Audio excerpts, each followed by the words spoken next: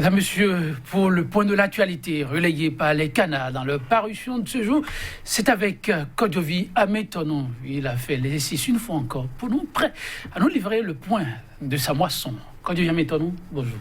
Bonjour Joël Tondi, bonjour également à nos amis téléspectateurs. Alors, deuxième rendez-vous avec eux pour ce mardi, et quoi de spécifique, ou la continuité des faits?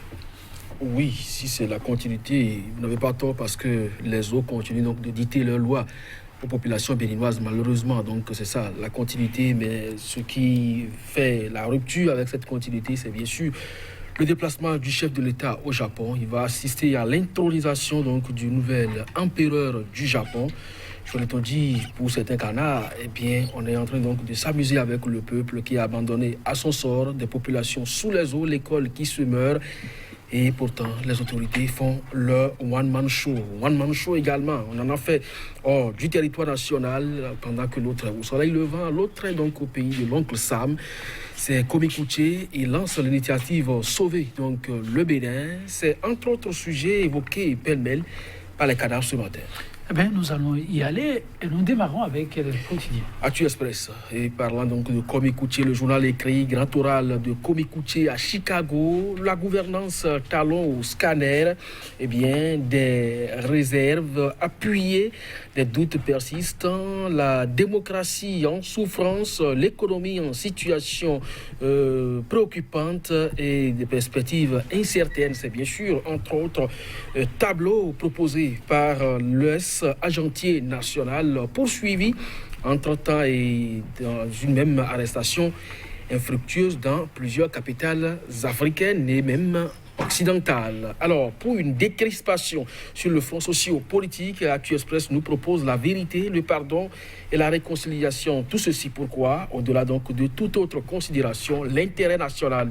Oublier les rancœurs pour libérer tout le peuple béninois. Et lui, c'est Topanou, il revient donc à la une du journal comme rapporteur au dialogue politique entre caution scientifique et acte patriotique, l'intégrité intellectuelle et morale de l'universitaire, jamais éprouvée, en patenté artisan de la paix, c'est bien sûr Médéric François Gongo. Fraternité cette fois, gestion des inondations au Bénin, la responsabilité des gouvernants à l'épreuve des pluies diluviennes.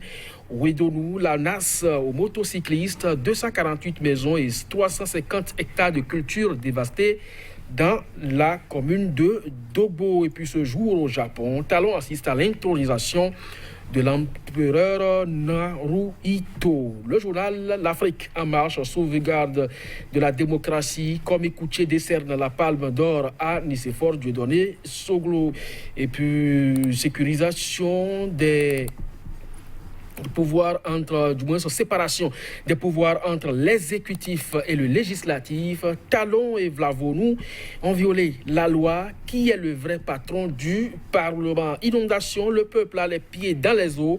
Le régime actuel dans un service minimum, fermeture des frontières, écoles sans enseignants, crue des fleuves. Eh bien, le malheur des Béninois se poursuit. Le nouvel observateur, 8 mois déjà, 230 agents du ministère de l'économie et des finances croupissent à la maison. Un an de honteux verdict de la criette contre Sébastien Germain à Javon. La diaspora USL s'en souvient et s'insurge contre et dénonce le mépris de ses droits. Et puis, loi d'amnistie, une autre affaire qui divise. Komikouché, Talon est du soleil couchant, moi je suis du soleil levant. L'écho quotidien, Cotonou étouffe sous les inondations, 33 milliards de francs CFA pour presque rien, s'interroge l'écho quotidien. En tout cas, Liali rit aujourd'hui du président Patrice Talon et de l'ancien préfet Modeste Toboula.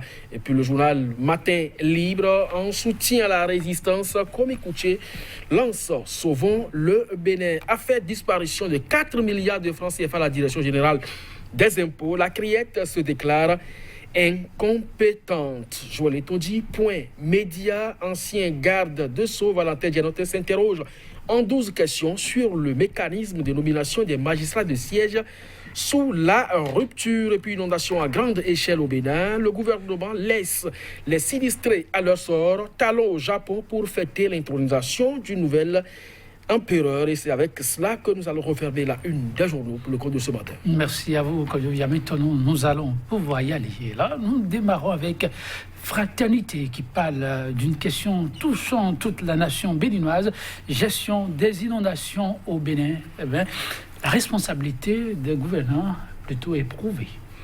Oui, c'est bien cela, je voulais te dire, parce que pratiquement ça fait 2 semaines que les quotidiens essayent de tirer la sonnette d'alarme, mais malheureusement la trompette n'a pas été embouchée comme cela se devrait. Eh bien, les eaux sont aujourd'hui là parce que la nature a souvent horreur du vide, dit-on. Donc aujourd'hui, c'est des pertes en vies humaines qu'on enregistre déjà, mais quand on voit un peu le tableau peint hier déjà par l'Afrique en marche et rapporté encore une fois par le quotidien Fraternité ce matin, eh bien, il y a de quoi s'interroger. 248 maisons et 350 hectares. Il faut rappeler, c'est beaucoup plus le coton qui est mis en exergue hier par le journal L'Afrique en marche. Aujourd'hui, le journal Fraternité a été un peu plus évasif donc, sur la question, mais c'est quand même 350 hectares de culture qui sont dévastés. Alors, la famine qui pointe à l'horizon avec des pertes en vie humaine, on se demande véritablement à quel jeu on joue. Et quand le journal parle de Wedonou, la NAS aux motocyclistes, rappelez-vous, la pluie de dimanche a failli pratiquement couper Cotonou, Dabo Bekalavi, qui est quand même une cité dortoir. Et là-dessus, le ministre des infrastructures s'est dépêché dans la journée de ce lundi sur le terrain pour aller faire donc son one-man show à la limite, parce que c'est le lieu pour lui de rappeler que le gouvernement a déjà pris en compte la question en prévoyant donc de réaliser le projet contournement nord de Cotonou. Rappelez-vous ce fameux lancement sous sa gouvernance. D'ailleurs, il était au gouvernement, ce ministre-là. Il a été déchargé, il est revenu. Le projet il est toujours en état d'étude, alors que nous sommes pratiquement à 1 an de la fin donc, du gouvernement de Patrice Talon. On se demande véritablement à quand la réalisation effective donc, de ce projet-là. De toutes les façons, les populations béninoises aujourd'hui n'ont que leurs yeux pour pleurer. Les moustiques se multiplient, les maladies hydriques sont également à nos portes.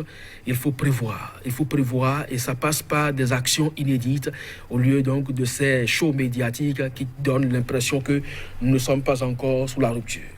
Défi, encore défi. Si, ici, c'est un défi sanitaire au niveau du Nouvel Observateur. La parution du jour, c'est le défi de la lutte contre le chômage.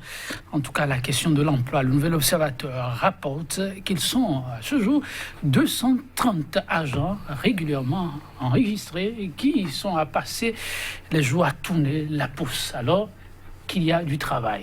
Ça fait 8 mois que ça dure. Et bon, est-ce qu'il faut pleurer vraiment leur sort quand vous voyez la méthode de fonctionnement de ce régime depuis 2016 à ce jour avec les concours qui sont annulés à tour de bras et qu'aujourd'hui nous en sommes avec les enseignants. On fait la fusion des écoles, allez-y, faites donc le tour des établissements pour réaliser ce qui se passe. Un seul enseignant pour 6 groupes pédagogiques, 150 élèves en face d'un seul enseignant, alors que l'approche par les compétences prévoit quand même un certain ratio, tout au plus 45 ou 50 enfants donc, pour un enseignant. Aujourd'hui, vous arrivez jusqu'à 150 dans une seule salle de classe et malgré cela, malgré les renvois, malgré tout ce qui a été pris comme mesure à ce niveau-là, on continue donc de crier au manque d'enseignants, plus de 8000 attendus. Je crois, Joël dit que oui, les réformes, oui, mais quand ça n'a pas un visage humain, voilà les conséquences auxquelles ça renvoie.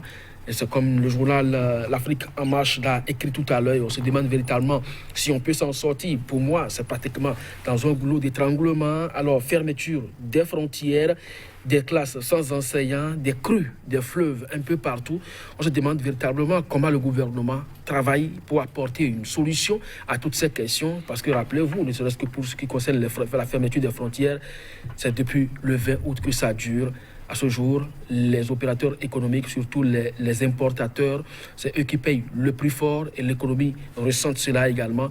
Et ceux qui travaillent à atteindre l'économie à 2 chiffres, passer même la croissance à 7,6, eh bien, on attend de voir jusqu'où ça peut travailler au niveau de la rupture. pour donner quand même satisfaction à ce peuple. Donner satisfaction au peuple suppose aussi des moyens financiers. Matin Libre s'intéresse à un cas qui est revenu plus d'une fois déjà, des milliards partis en fumée. La criette saisie, Matin Libre, de nous apprendre qu'au Amétonon ce matin que la structure s'est déclarée incompétente à connaître du dossier. Je ne sais pas si cela ne vous surprend pas, parce qu'aujourd'hui on a comme l'impression que c'est la justice, la juridiction supra au Bénin, parce que rappelez-vous, dans le dossier de 18 kg de cocaïne pure, une affaire déjà jugée et ayant acquis d'ailleurs l'autorité de la chose jugée, qui a été donc reprise et jugée par la criette où Sébastien Germain Adjavon a été condamné. Avant lui, il y a eu des citoyens qui ont été arrêtés avec soit des champs indiens ou de cocaïne qui ont été condamnés même à 20 ans de prison. On a vu autant donc d'exploits de cette cour de répression des infractions économiques et du terrorisme, au point où on se demande aujourd'hui véritablement à quoi est-ce qu'on est en train de jouer. Alors, laisser le dossier à une instruction, ça suppose que cela peut aller jusqu'à le temps que ça va vouloir, parce que à partir du moment où c'est un dossier en instruction, si la justice ne conclut pas à une bonne enquête, ça veut dire qu'on ne va pas ouvrir le dossier. 4 milliards de francs CFA sous la rupture, disparus au niveau donc de la Direction générale des impôts et des domaines par le centre de Patrice Talon, Joël Etoldi, à sauter à l'œil. Merci à vous, Kodjovi Amétonon. Mesdames, Messieurs, oui, on s'en arrête là. Ne vous en faites pas, on va se retrouver demain pour poursuivre l'exercice, toujours avec le même entrain. Au revoir.